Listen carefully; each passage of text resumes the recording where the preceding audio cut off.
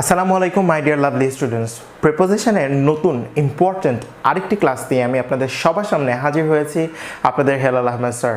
আমাদের আজকের ক্লাসে আমরা টোটাল 5টা প্রিপোজিশনের ব্যবহার দেখব। As you can see on the whiteboard that I have written down for all of you. আমাদের আজকের ক্লাসে আমরা শিখব বিফোরের ব্যবহার, আফটারের ব্যবহার, ফরের ব্যবহার, অ্যাবাউটের ব্যবহার এবং উইদাউটের ব্যবহার। যারা এটা ক্লেম করেন যে আপনাদের ইংরেজি লেভেল একদম জিরো, আজকের ক্লাসটা তাদের জন্য one of the best classes.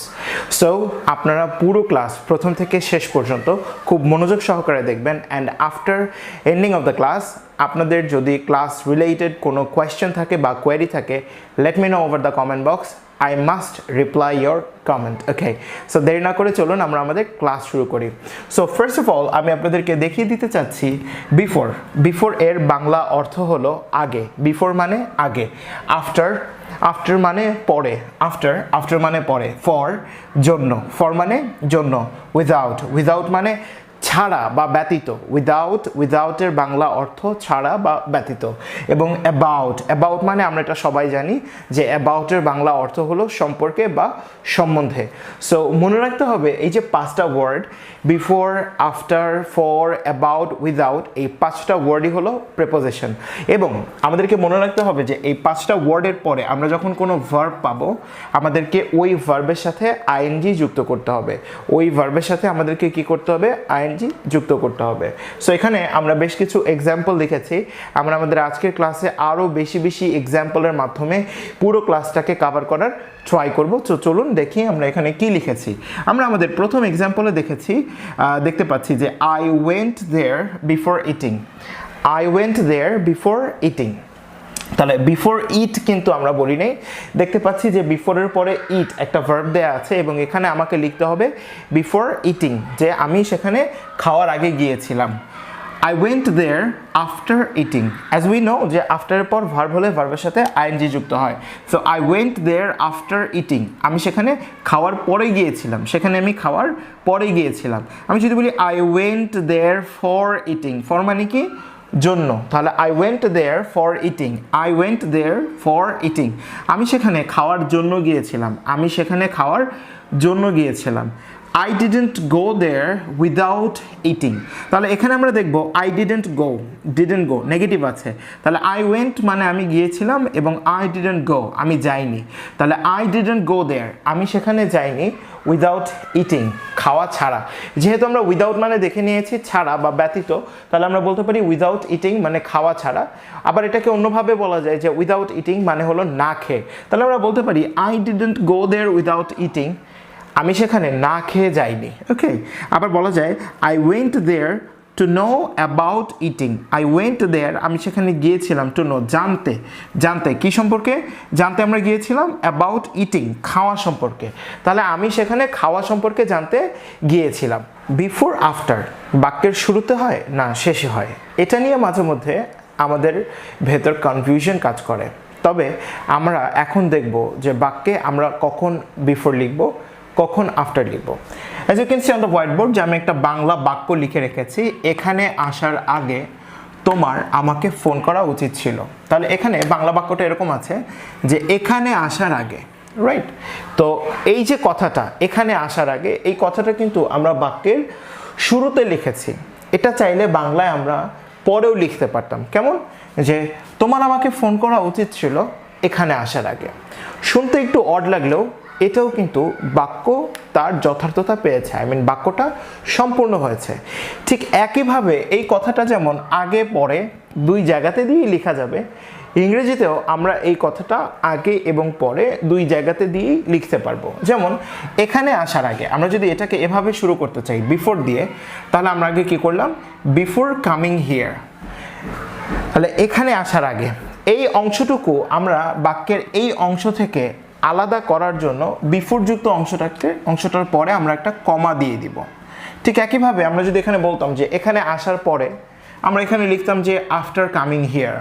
After coming here আমরা এটাকে কি করতাম কমা দিয়ে আলাদা করে দিতাম যদি বলতাম যে এখানে আসার জন্য তাহলে আমরা লিখতাম যে ফর কামিং হিয়ার এটাকে আমরা কমা দিয়ে আলাদা করে দিতাম তার মানে প্রিপোজিশন যুক্ত যে অংশটুকু আছে বা প্রিপোজিশন যুক্ত যে ক্লজটুকু আছে এটাকে আমরা কি করব রাইটিংয়ে কমা দিয়ে আলাদা করে দিব যদি এটা আমরা বাক্যের শুরুতে বসাই তারপর আমরা দেখছি যে তোমার আমাকে ফোন করা উচিত ছিল এটা আমরা অবশ্যই শুড হ্যাভ দিয়ে লিখব তাহলে আমরা লিখলাম যে you should have called me এটা আমরা জানি যে শুড হ্যাভ এর পরে ভার্বের পাস্ট পার্টিসিপল হয় তাহলে আমরা লিখলাম যে before coming here you should have called me যে এখানে আসার আগে তোমার আমাকে ফোন করা উচিত ছিল সো এখানে আমরা কি করেছি এই বাক্যটাকে বিফোর আগে রেখেছি আবার চাইলে আমরা যদি দ্বিতীয় বাক্যটা একটু দেখি যে দ্বিতীয় বাক্যে আমরা লিখেছি you should have called me before coming here এক্ষেত্রে আমরা কিন্তু এই যে বিফোর যুক্ত যে অংশটা আছে এই অংশটা কিন্তু আমরা বাক্যের শেষে রেখেছি তবে এই দুটোর মধ্যে একটা পার্থক্য আছে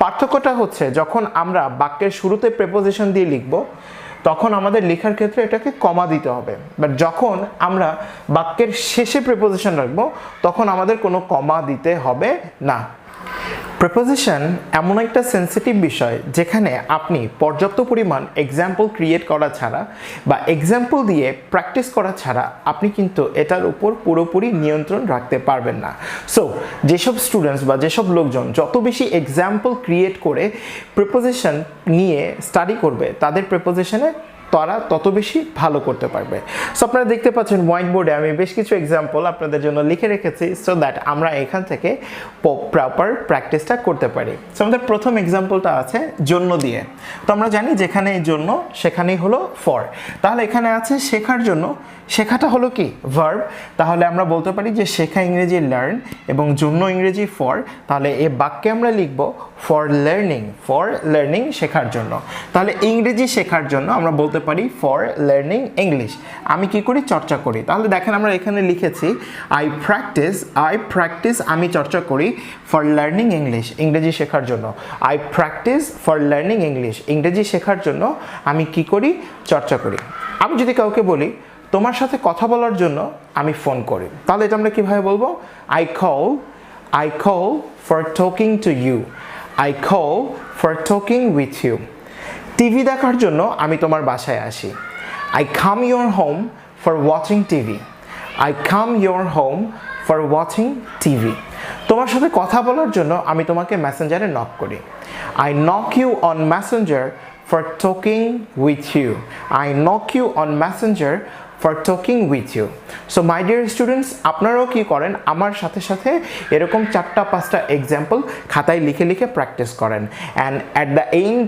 of your writing you will see that you will have no problem regarding preposition এবং আরেকটা কথা আপনাদের সবাইকে না বললেই নয় এর আগে প্রিপোজিশনের আরো 3টা এপিসোড আমাদের চলে গিয়েছে এবং আপনি যদি সেগুলো না দেখে থাকেন তাহলে অবশ্যই পূর্ববর্তী এপিসোডগুলো আপনি দেখে তারপর ক্লাসটি করুন ওকে আমরা চলে যাচ্ছি নেক্সট এক্সাম্পলে ইংরেজি শেখা ছাড়া কেউই জীবনে উন্নতি করতে পারবে না সো এটা আমরা কিভাবে বলতে পারি ইংরেজি শেখা ছাড়া সো এখানে আমরা দেখতে পাচ্ছি শেখা আছে এবং ছাড়া বা ব্যতীত আমরা কিন্তু জানি উইদাউট রাইট এখানে আপনারা দেখতে পাচ্ছেন যে উইদাউট লার্নিং তাহলে উইদাউট লার্নিং এটা যেহেতু এখানে বক্স করা আছে তাহলে উইদাউট মানে ছাড়া লার্ন মানে শেখা এবং আমরা জানি উইদাউটের পরে ভার্ব হলে ভার্বের সাথে আইএনজি তাহলে উইদাউট লার্নিং শেখা ছাড়া তাহলে আমরা বলতে পারি উইদাউট লার্নিং ইংলিশ ইংরেজি শেখা ছাড়া no one can develop in life তাহলে no one কেউই না তাহলে no one can কেউই পারবে না কি করতে পারবে না ডেভেলপ উন্নতি করতে পারবে না তাহলে no one can develop কেউই উন্নতি করতে পারবে না in life জীবনে without learning English ইংরেজি শেখা ছাড়া তাহলে ইংরেজি শেখা ছাড়া কেউই জীবনে উন্নতি করতে পারবে না সো আমরা দেখছি ছাড়া মানে হলো উইদাউট এবং জন্য মানে হলো ফর যেমন আমি যদি বলি যে আমাকে ফোন করা ছাড়া তুমি থাকতে পারবে না তাহলে আমরা এটা কিভাবে বলতে পারি যে ইউ কান্ট স্টে তুমি থাকতে পারবে না উইদাউট কলিং মি আমাকে ফোন করা ছাড়া যে লবণ দেয়া ছাড়া তুমি রান্না করতে পারবে না তাহলে আমরা কি বলতে পারি you can't cook without giving salt you can't cook without using salt যে লবণের ব্যবহার ছাড়া বা লবণ ব্যবহার করা ছাড়া তুমি রান্না করতে পারবে না যেমন আমি 3 নম্বর एग्जांपलটা একটু বলি আমি রান্না করা সম্পর্কে কথা বলতে চাই। তাহলে কি করা সম্পর্কে? রান্না করা সম্পর্কে। তাহলে আমরা জানি রান্না করা মানে হলো কুক, এবং এটা একটা ভার্ব, এবং সম্পর্কে মানে হলো অ্যাবাউট। তাহলে রান্না করা সম্পর্কে এটা আমরা বলতে পারি, নিচে দেখতে পাচ্ছেন বক্স করা আছে, অ্যাবাউট কুকিং। অ্যাবাউট কুকিং তার মানে রান্না করা সম্পর্কে। যদি বলি যে ইংরেজি শেখা সম্পর্কে, তাহলে বলতে হবে about learning English. About learning English. যদি বলি ক্লাস নেওয়া প্রসঙ্গে বা ক্লাস নেওয়া সম্পর্কে, বলতে হবে about conducting classes. About conducting classes. যদি বলি যে হচ্ছে ডিবেট কম্পিটিশনের ব্যাপারে, তাহলে বলতে হবে about debate competition. About debate competition. যদি বলি যে লেটারটা লেখার ব্যাপারে, about writing the letter. About writing the letter. যদি বলি চাকরিতে যোগদানের ব্যাপারে, বলতে হবে about joining the job. About joining the job.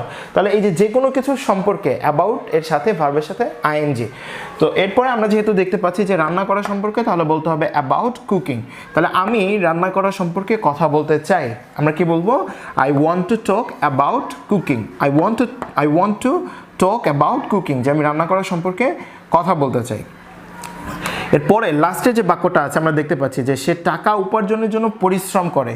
তাহলে জন্য, আমরা জানি জন্য মানে ফর, এবং কিসের জন্য? উপার্জনের জন্য। তাহলে উপার্জন মানে আর্ন। আমরা নিচে দেখতে পাচ্ছি ফর আর্ন। ফর আর্ন না ফর আর্নিং? অবশ্যই ফর আর্নিং। তাহলে আমরা দেখতে পাচ্ছি যে কি করার জন্য? টাকা উপার্জনের জন্য। তাহলে ফর আর্নিং মানি। এভাবে আমরা যদি বলি যে হচ্ছে ক্রিকেট খেলার জন্য, বলতে হবে ফর প্লেইং ক্রিকেট।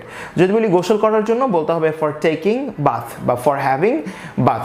যদি বলি যে তোমার সাথে শপিংয়ে যাওয়ার জন্য, তাহলে বলতে হবে for going shopping with you. For going shopping with you. ইংরেজি শেখার জন্য বলতে হবে ফর লার্নিং ইংলিশ। তাহলে এখানে যেহেতু আছে যে হচ্ছে টাকা উপার্জনের জন্য, বলতে হবে ফর আর্নিং মানি। তাহলে সে পরিশ্রম করে, তাহলে হি ওয়ার্কস হার্ড। পরিশ্রম করে ইংরেজি হলো ওয়ার্ক হার্ড। তাহলে হি ওয়ার্কস হার্ড, সে পরিশ্রম করে ফর আর্নিং মানি, কিসের জন্য? টাকা উপার্জনের জন্য। মাই ডিয়ার লার্নার্স, আমরা আমাদের আজকের ক্লাস থেকে টোটাল 5টা প্রেপোজিশনের ব্যবহার শিখেছি, এবং মনে রাখতে হবে প্রত্যেকটা প্রেপোজিশনের পরেই আমরা ভার্বের সাথে আইএনজি যুক্ত করব। প্রেপোজিশনগুলো ছিল before, after, about, without, for. Before going, যাবার আগে। আফটার গোয়িং, যাবার পরে। অ্যাবাউট গোয়িং, যাওয়ার সম্পর্কে। উইদাউট গোয়িং, যাওয়া ছাড়া। ফর গোয়িং, যাবার জন্য। আপনারা এভাবে ভার্ব দিয়ে কি করবেন? এগুলো প্র্যাকটিস করবেন, তাহলে দেখবেন যে আপনি দ্রুত কভার করতে পারবেন। এবং এভাবে প্র্যাকটিস করার পর আপনি যদি খাতায় লিখে লিখে এই প্রিপোজিশনগুলো অ্যাপ্লাই করে লিখে লিখে বলে বলে আপনি যদি আধা ঘন্টা থেকে 1 ঘন্টা বাসায় প্র্যাকটিস করেন, তাহলে আমার মনে হয় এই লেসনগুলো রিলেটেড আপনার আর কোনো ঝামেলা থাকবে না। প্রিপোজিশনের উপরে এপিসোড আকারে আরও বেশ কিছু ক্লাস আমরা আপনাদেরকে প্রোভাইড করব।